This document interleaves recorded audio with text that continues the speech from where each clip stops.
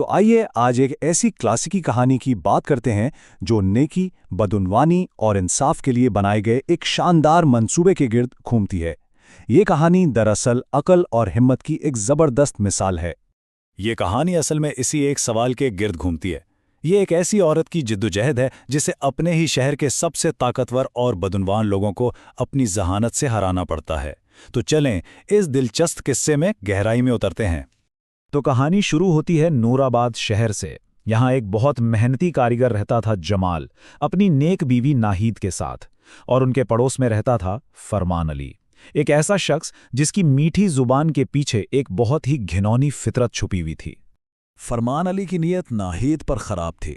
اپنے اس مقصد کو پورا کرنے کے لیے وہ ایک منصوبہ بناتا ہے۔ وہ بڑی چالاکی سے جمال کا دوست بنتا ہے اور پھر آہستہ آہستہ اس کا سب سے بھروسے مند رازداں بن جاتا ہے، اور یہیں سے اس کی لمبی اور خطرناک سازش کی بنیاد رکھی جاتی ہے۔ کچھ عرصے بعد ہوتا یہ ہے کہ جمال کی بینائی کمزور ہونے لگتی ہے اور اسے اپنے مستقبل کا خوف ستانے لگتا ہے۔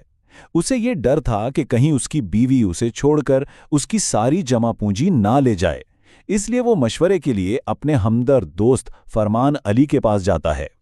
فرمان علی اسے مشورہ دیتا ہے کہ وہ اپنی زندگی بھر کی ساری کمائی یعنی پورے 5000 دینار حفاظت کے لیے اس کے حوالے کر دے۔ جمال اپنے دوست پر اندھا اعتماد کرتا ہے اور چپکے سے ساری رقم اس کے سپرد کر دیتا ہے۔ مطلب پورا جال بچھایا جا چکا تھا۔ مہینے گزر جاتے ہیں۔ جمال اب مکمل طور پر نابینا اور بالکل کنگال ہو چکا ہے۔ وہ ناہید کو 500 دینار لانے کے لیے فرمان کے پاس بھیجتا ہے، لیکن فرمان نہ صرف پیسے لینے سے صاف انکار کر دیتا ہے بلکہ الٹا ناہید کے سامنے ایک بہت ہی شرمناک شرط رکھ دیتا ہے۔ جب ناہید اسے جھڑکتی ہے تو وہ غصے کا ڈرامہ کر کے اسے گھر سے ہی نکال دیتا ہے۔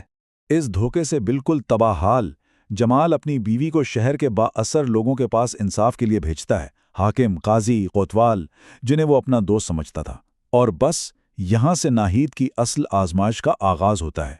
ناہید ایک ایک کر کے شہر کے ہر بڑے عہدیدار کے پاس جاتی ہے، لیکن ہر دروازے پر اسے ایک ہی تلخ سچائی کا سامنا کرنا پڑتا ہے۔ ہر شخص اس کی خوبصورتی دیکھ کر اس کی فریاد کو تو نظر انداز کر دیتا ہے اور مدد کے بدلے اپنی غلیظ خواہشات پوری کرنے کی شرط رکھتا ہے۔ جب ناہید ہر ایک کو اس کی بدعنوانی پر لعنت ملامت کرتی ہے تو وہ سب غصے میں آ کر الٹا اس کی توہین کرتے ہیں اور انصاف دینے سے صاف انکار کر دیتے ہیں۔ اور تب ناہید کو احساس ہوتا ہے کہ مسئلہ کسی ایک شخص کا نہیں ہے بلکہ پورا کا پورا نظام ہی اندر سے کھوکھلا ہو چکا ہے۔ جب انصاف کے سارے دروازے بند ہو جاتے ہیں اور شوہر مایوسی میں ڈوب جاتا ہے تو ناہید ایک فیصلہ کرتی ہے۔ وہ فیصلہ کرتی ہے کہ اب وہ انصاف خود کرے گی۔ وہ جمال سے کہتی ہے کہ اس کے پاس ایک ایسا منصوبہ ہے جو ان سب کو زندگی بھر کا سبق سکھا دے گا۔ تو ناہید کا جواب کیا تھا؟ نظام سے لڑنا؟ نہیں، بلکہ نظام کو اسی کے لالچ کے جال میں پھنسانا، اور اس کے لیے جو وہ منصوبہ بناتی ہے وہ کمال کا ہے۔ وہ اپنے منصوبے پر بڑی باریکی سے عمل کرتی ہے۔ ہر بدکردار شخص یہی سمجھتا ہے کہ ناہید صرف اسی پر مہربان ہوئی ہے اور دعوت میں اس کے علاوہ کوئی اور نہیں ہوگا۔ سب کے سب بےتابی سے اس کی دعوت قبول کر لیتے ہیں۔ اگلی صبح آہستہ آہستہ ایک ایک کر کے یہ لوگ آنا شروع ہوتے ہیں۔ سب سے پہلے پڑوسی فرمان علی آتا ہے۔ جب وہ دعوت سے لطف اندوز ہو رہا ہوتا ہے تو ناہید کی خادمہ حاکم کی آمد کا اعلان کرتی ہے۔ یہ سنتے ہی فرمان گھبرا جاتا ہے اور ناہید کے کہنے پر صندوق میں چھپنے کے لیے فوراً تیار ہو جاتا ہے۔ اور پھر جو سلسلہ شروع ہوتا ہے وہ دیکھنے لائق ہے۔ شہر کے سب سے طاقتور لوگ ایک ایک کر کے ناہید کے جال میں پھنستے چلے جاتے ہیں۔ ہر کوئی اپنے سے بڑے عہدیدار سے پکڑے جانے کے خوف سے خوشی خوشی اس صندوق کے الگ الگ خانوں میں چھپتا جاتا ہے، اور ناہید باہر سے تالا لگاتی جاتی ہے۔ شہر کے 4 سب سے طاقتور لوگوں کو صندوق میں قید کرنے کے بعد اب آتی ہے اصل انجام کی باری۔ ناہید فرمان علی کو سیدھا بادشاہ کے دربار میں لے جاتی ہے۔ وہ سب کے سامنے اس پر 5000 دینار چرانے کا الزام لگاتی ہے۔ بادشاہ حیران ہوتا ہے اور ثبوت مانگتا ہے۔ ناہید وہ بھاری بھرکم صندوق دربار میں منگواتی ہے۔ بادشاہ، جو اس صورتحال سے محظوظ بھی ہو رہا تھا اور تنگ بھی، طنزیہ انداز میں صندوق کو گواہی دینے کا حکم دیتا ہے، لیکن ظاہر ہے صندوق خاموش رہتا ہے۔ اور یہ ناہید کی آخری اور سب سے خطرناک چال تھی۔ وہ بادشاہ کو ایک ایسے موڑ پر لے آتی ہے جہاں سے واپسی ممکن نہیں تھی۔ جیسے ہی آگ کے شعلے لکڑی کو چھوتے ہیں اور دھواں صندوق میں بھرنا شروع ہوتا ہے، اندر قید لوگوں کا دم گھٹنے لگتا ہے۔